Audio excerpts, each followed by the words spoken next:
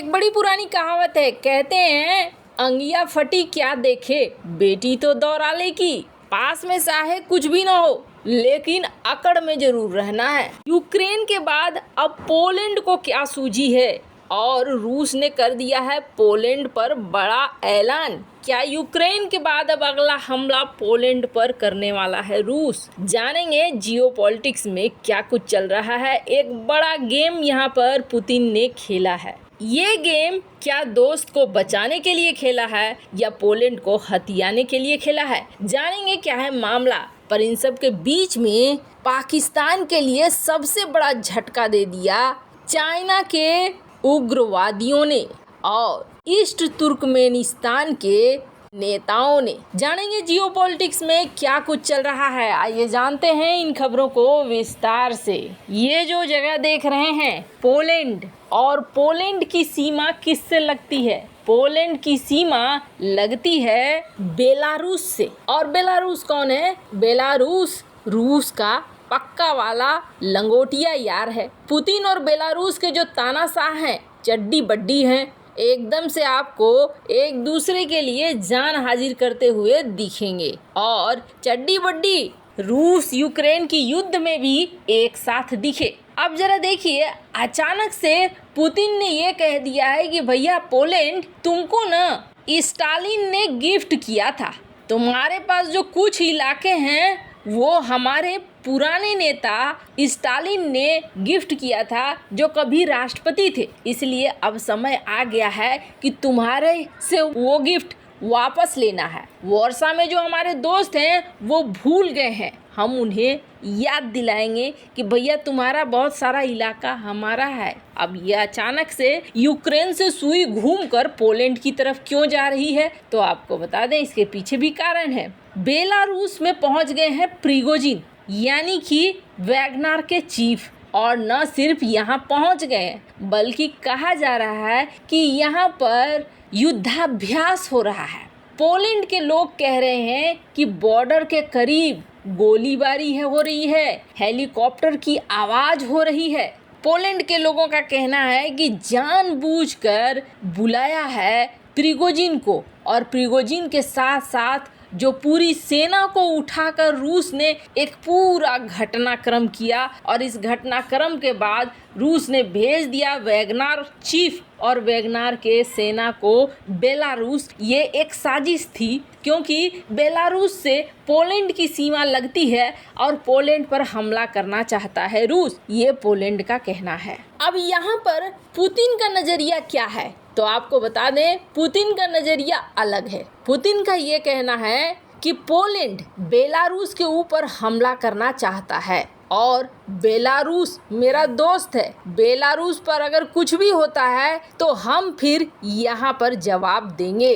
Putin ने दावा किया है कि पोलिस और लिथुआनियाई, यानी पोलैंड और लिथुआनिया की यूनिट, ये यूक्रेन में सेना के तौर पर उतरना चाहती है। और सेना के तौर पर उतरने के साथ साथ पोलैंड बेलारूस की जमीन पर कब्जा करने का सपना देख रहा है, और इसलिए हम यहाँ पर तैयार खड़े हैं। अब जरा सा सोचिए, तो ऐसा नहीं लगता है कि ये जो एपिसोड हुआ था वैगनर आर्मी वाला, ये एपिसोड एकदम सोची समझी चाल के तहत हुआ था कि बॉर्डर बेलारूस और पोलैंड का जो बॉर्डर है उससे सिर्फ 3 मील दूर अपने खास सेना के साथ और वैगनर सैनिकों के साथ मिलकर बेलारूस जॉइंट मिलिट्री डील कर रहा है। और इसके बाद बौखलाए हुए डरे हुए पोलैंड ने नाटो से मांगी मदद, और नाटो ने कहा है कि ठीक है, तुम चूंकि नाटो देश हो इसलिए हम यूक्रेन के मामले में पैर पीछे कर सकते हैं, लेकिन तुम्हारे बारे में तो हमें आगे आना पड़ेगा, वरना दुनिया क्या कहेगी। इसलिए नाटो ने भी अपनी सेना की तैनाती कर दी है। अब येवगेनी प्रिगोजिन भी है वहाँ पे, उसके सेना भी है वहाँ पे, और कहा जा रहा है कि पिछले सप्ताह बड़ी संख्या में सैनिक और सैन्य उपकरण सीमा पार करके गए हुए हैं, और इन सैनिकों ने पुराने और बंद हो चुके मिलिट्री बेस पर अपना कब्जा जमा लिया है, डेरा जमा लिया है। अब ऐसे में लग रहा है जैसे कि यहाँ पर लड़ाई ने एक अलग मोड़ ले लिया है। खैर, ये तो होना ही था। देखेंगे आगे क्या होता है यहाँ पर नया खेल। पर उन सब के बीच में पाकिस्तान की ना धज्जियां उड़ा दी है, और पाकिस्तान की धज्जियां किसी और ने नहीं बल्कि चाइना के एक प्रांत ने उड़ाई है। चाइना के प्रांत ने ये कहा है कि पाकिस्तान एक नंबर का दोगला है, पाकिस्तान का रवैया दोहरा है, और पाकिस्तान जो कहता है वो बिल्कुल भी नहीं है। पाकिस्तान के ऊपर भरोसा नहीं किया जा सकता है। पाकिस्तान को इस्लाम की वकालत करने का कोई अधिकार नहीं है। अब चाइना का एक प्रांत ऐसा कुछ कह दे, ये तो बड़ी अजीब बात हुई, क्योंकि चाइना पाकिस्तान को अपना आयरन बिरादर मानता है, तो उसका ही प्रांत ऐसा क्यों कह रहा है। तो आपको बता दें, दरअसल ये जो इलाका है जिसे चाइना शिनजियांग कहता है, दरअसल ये इलाका है किसका? ये इलाका है ईस्ट तुर्कमेनिस्तान। इस नाम का देश हुआ करता था, इस नाम के झंडे हुआ करते थे, लेकिन चाइना ने क्या किया? चाइना ने इस पर भी कब्जा कर लिया, और कब्जा करने के बाद इसका नाम दिया शिनजियांग। शिनजियांग नाम देने के बाद चाइना के अंदर मन में डर रहा कि चूंकि हमने कब्जा किया है तो यहाँ पर जो मुस्लिम आबादी है वो हमारे खिलाफ जाएगी। यहाँ पर चाइना ने ठीक वैसे ही करना शुरू कर दिया जैसा पाकिस्तान करता है। पाकिस्तान ने जैसे हिंदू मूल के लोगों को धर्म परिवर्तन कराना शुरू कर दिया, दमन करना शुरू कर दिया, तो चाइना तो पाकिस्तान के मामले में 4 गुना आगे था। चाइना ने यहाँ पर इतना ज्यादा दमन करना शुरू कर दिया और उपयोग करना शुरू कर दिया इन लोगों का कि ये कभी अपने आप को जोड़ नहीं पाए चाइना के साथ। इन्होंने एक अलग गुट बना लिया जिसे कहा जाता है ईस्ट तुर्कमेनिस्तान का ग्रुप, ETIM।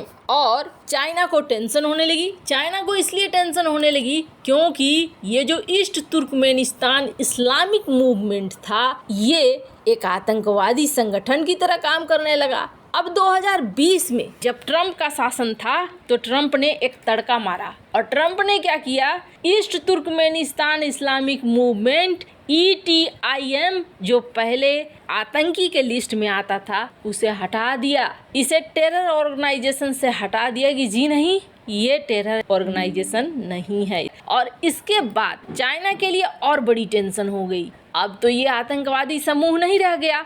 आतंकवादी समूह नहीं रहने के बाद भी चाइना ने ये कहा कि ठीक है भैया, अमेरिका ने निकाल दिया, इसका मतलब ये नहीं है कि तुम फ्री हो गए हो, अभी भी हमारे पास सेना है और अभी भी हमारे पास ताकत है। उन्होंने अपना दमन बरकरार रखा। फिर टेंशन वाली बात क्या हो गई है? टेंशन वाली बात ये हो गई है कि अफगानिस्तान में तालिबान का शासन आ गया, और ये जो छोटा सा इलाका देख रहे हैं, इस इलाके को सपोर्ट मिलने लगा तालिबान का।